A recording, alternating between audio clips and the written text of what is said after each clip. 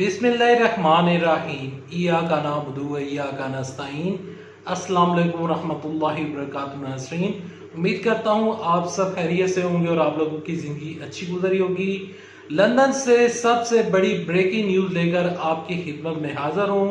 London से क्या बड़ी खबर आई है वो पहले डिस्कस करूँगा और इसके बाद एतजाज़ साहब का एक बड़ा तहलका केस इंकशाफ सामने आया है। उन्होंने अंदर की खबर दी है, उनकी अंदर की खबर क्या है वो आगे चलकर डिस्कस करता हूँ।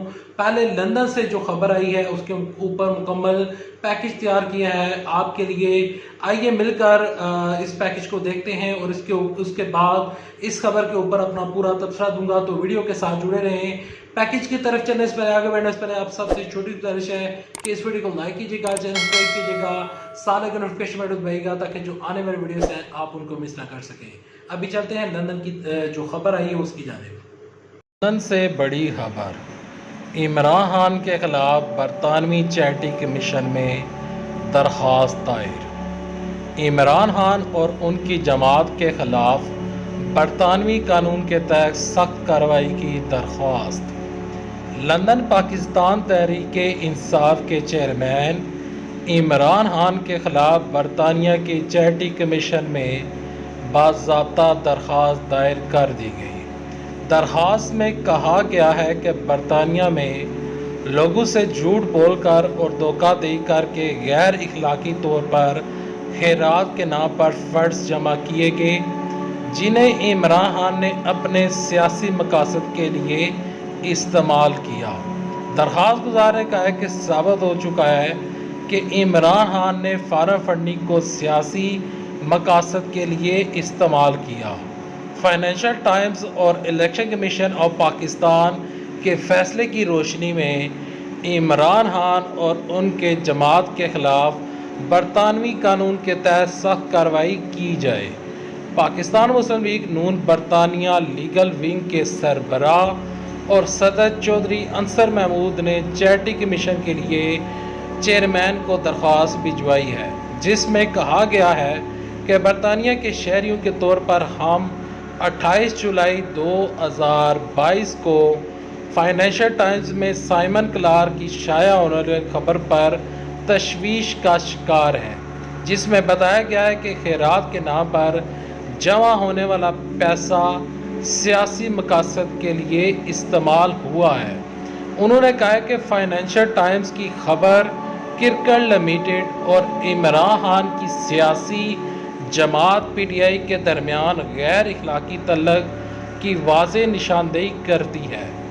ऑक्सफोर्ड में शाया आरफ नकवी ने खैरात जमा करने के लिए खाने की तकरीब मुनक्किद की। इस दावत की आवाम में बाज़ाब्ता तशहीर की गई कि खैराती कामों के लिए अतियात जमा किए जाएंगे। 2000 से 2500 पाउंड्स कीमत पर टिकट फ़रोख्त किए गए।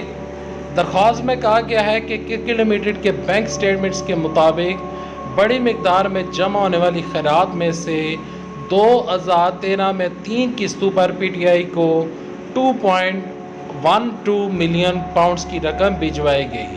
1.3 मिलियन पाउंड की बारी रकम अबराज ग्रुप से पीटीआई को भिजवाई गई, जो कि आरफ नकवी की प्राइवेट कंपनी है। यह रकम इमरान खान की पीटीआई को सियासी मकासद के लिए भिजवाई गई। दरख्वास्त गुजार ने कहा है कि आरफ नकवी की किरकिल लिमिटेड को कंपनियों और अफराद ने फंड्स दिए। मुत्तहिदा अरब अमीरात के शाही खानदान के फर्द और काबीना के वजीर ने 2 मिलियन पाउंड भिजवाए। बाद ये जमा होने वाली एक जरिए के तौर पर रकम लाखानी ग्रुप पाकिस्तान को मुंतकिल हो गई। दरख्वास्त में कहा गया है कि हमारे ख्याल में अबराज ग्रुप, जो इस वक्त फ्रॉड के मुकदमे में मुलव्वस है और अमेरिका में आरफ नकवी 200 साल की कैद की सज़ा का सामना कर रहा है, एक सियासी जमात की मदद के लिए तमाम फंड्स का बंदोबस्त किया। अवाम से ये कहा गया कि ये अतियात गरीब और कमज़ोर तरीन तबकात पर खर्च होंगे, लिहाजा अवाम से झूठ बोलकर धोखाधड़ी करके पैसा जमा किया गया। किरकिल लिमिटेड के मैन आइलैंड में रजिस्टर्ड है। दरख्वास्त गुजार के मुताबिक आरफ नकवी को अप्रैल 2019 میں برطانیہ میں گرفتار کیا گیا۔ انہیں ریکارڈ 15 ملین پاؤنڈز دے کر لندن کی عدالت سے ضمانت ملی اور اس وقت وہ گھر پر نظر بندی کی حالت میں ہیں۔ امریکہ میں فراڈ میں ملوث ابراج گروپ اور عارف نقوی سے متعلق دبئی میں بھی تحقیقات جاری ہیں۔ یہ الزام کسی اور کے نہیں بلکہ ابراج کے سرمایہ کاروں نے خود عائد کیے ہیں۔ عارف نقوی نے ہیلتھ کیئر صحت عامہ فنڈز کے 2000 کے 230 ملین ڈالر کی خرد برد کی۔ انہوں نے مزید کہا کہ دبئی فائنینشل سروسز اتھارٹی نے ابراج سے منسلکہ اداروں کو 315 ملین ڈالر کے جرمانے کیے اور مالی فراڈ کرنے پر متحدہ عرب امارات نے عارف نقوی کو 3 سال کی قید سنا دی۔ دبئی فائنینشل سروسز نے اتھارٹی نے ذاتی طور پر عارف نقوی کو ذمہ دار ٹھہرایا اور ابراج کی تباہی میں اس کے کردار پر 135.6 ملین ڈالر جرمانہ کیا۔ درخواست کے ساتھ 28 جولائی 2022 کو شائع ہونے والی سائمن کلارک کی خبر اور الیکشن کمیشن آف پاکستان کے فیصلے کی نقول بھی چیریٹی کمیشن کے چیئرمین کو بھجوائی گئی ہے۔ درخواست میں کہا گیا ہے کہ ہم سمجھتے ہیں کہ غریب اور بے سہارا لوگوں کے نام پر خیرات جمع کی گئی جسے سیاسی مقاصد کے لیے استعمال کیا گیا، لہٰذا اس پر سخت کارروائی کی جائے۔ لندن سے جو خبر آئی وہ آپ نے ملاحظہ کی، جو پیکج میں نے آپ کو دکھایا اس کے اوپر اپنا مکمل تبصرہ دیتا ہوں، لیکن سب سے پہلے بڑھتے ہیں اعتزاز انصاف کی بڑی خبر کی جانب۔ اعتزاز انصاف کہتے ہیں کہ ساری جماعتیں لگی ہوئی ہیں کہ کسی طریقے کے ساتھ عمران خان صاحب کو نااہل کیا جائے یا پھر عمران خان صاحب کو گرفتار کر لیا جائے۔ اعتزاز انصاف کہتے ہیں کہ یہ جتنی بھی لوگ کوشش کر رہے ہیں یہ لوگ اپنا ہی ٹائم ویسٹ کر رہے ہیں۔ یہ لوگ عمران خان صاحب کی جو مقبولیت بڑی ہے وہ مقبولیت یہ ختم کرنے میں بالکل بھی کامیاب نہیں ہوں گے۔ انہوں نے فارم فنڈنگ کے اوپر اپنا تبصرہ دیتے ہوئے کہا کہ فارم فنڈنگ کا جو کیس ہے، یہ جو کیس ہے اور یہ جو فیصلہ ہے، یہ اگر ایک کرکٹ کا گراؤنڈ ہے تو یہ فیصلہ کرکٹ کے گراؤنڈ سے بالکل باہر ہے۔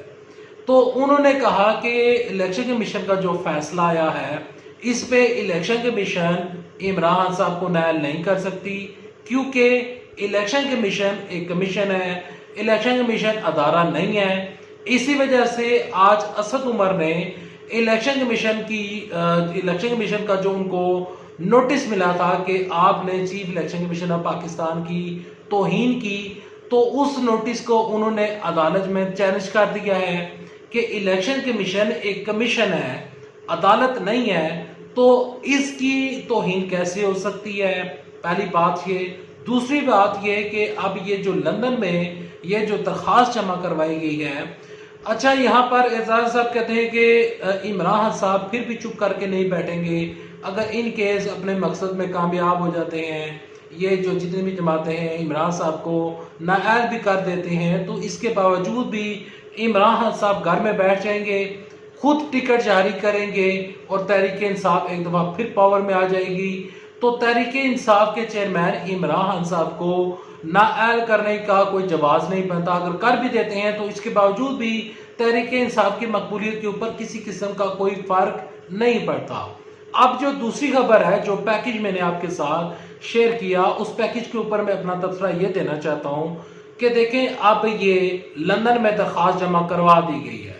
اس درخواست کے اوپر اگر لندن میں جتنی بھی اتھارٹیز ہیں، وہاں پر قانون نافذ کرنے کے جو ادارے ہیں، وہ عمران خان صاحب کے اوپر پابندی لگا دیتے ہیں اس درخواست کی وجہ سے، فار ایگزامپل، تو اس سے کیا ہوگا؟ اس سے کیا عمران صاحب کی ذات کو فائدہ ہوگا یا نقصان ہوگا؟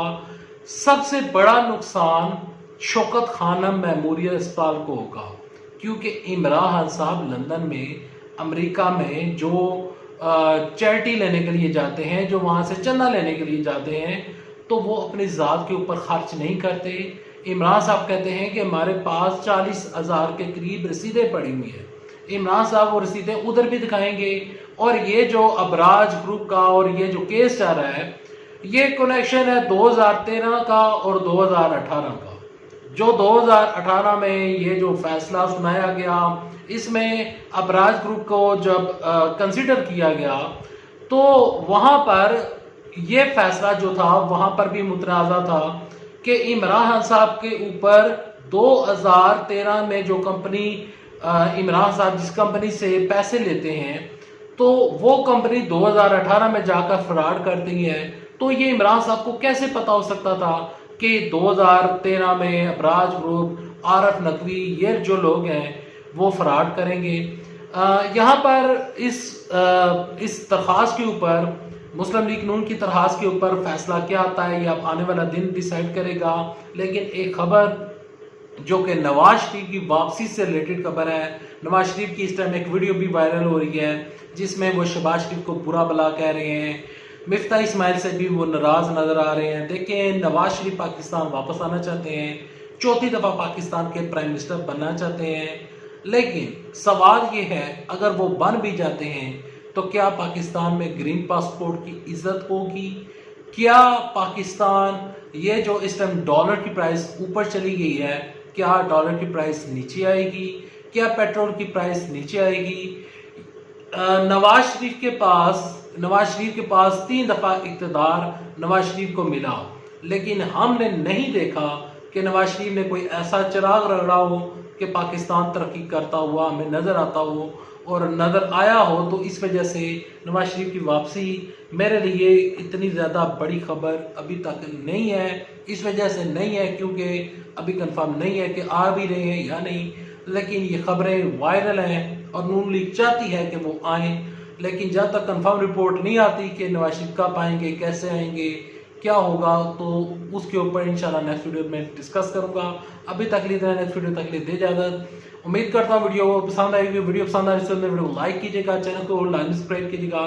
نیکسٹ ویڈیو تک لیے دے اجازت۔ اللہ حافظ۔ پاکستان زندہ باد، افواج پاکستان زندہ باد۔ اور جاتے جاتے میں ایک ریکویسٹ کرنا چاہوں گا کہ جو بھی میرے معزز ناظرین ویڈیو دیکھ رہے ہیں ان سے میں درخواست کرتا ہوں کہ جو اس ٹائم سیلاب زدگان ہیں، یعنی کہ جن علاقوں میں سیلاب آئے ہوئے ہیں، اگر آپ کے پاس پیسے ہیں، اگر آپ صاحب استطاعت ہیں، اگر نہیں بھی ہیں تو 50 روپے، 10 روپے، جتنا بھی آپ سے ہو سکے، آپ جس تنظیم کے اوپر ٹرسٹ کرتے ہیں آپ اس تنظیم کو پیسہ دیں۔ اگر آپ مسلم لیگ نون کے اوپر ٹرسٹ کرتے ہیں تو آپ مسلم لیگ نون کو پیسہ دیں۔ پی ٹی آئی کے اوپر ٹرسٹ کرتے ہیں تو پی ٹی آئی کو باقاعدہ طور پر پیسہ دیں، یا پھر کوئی اور ادارہ جس کے اوپر آپ ٹرسٹ کرتے ہیں، خدمت فاؤنڈیشن یا پھر اور بھی کئی ڈیفرنٹ فاؤنڈیشن ہیں، اگر آپ ان کے اوپر اعتبار کرتے ہیں تو آپ ان کو پیسہ لازمی دیں۔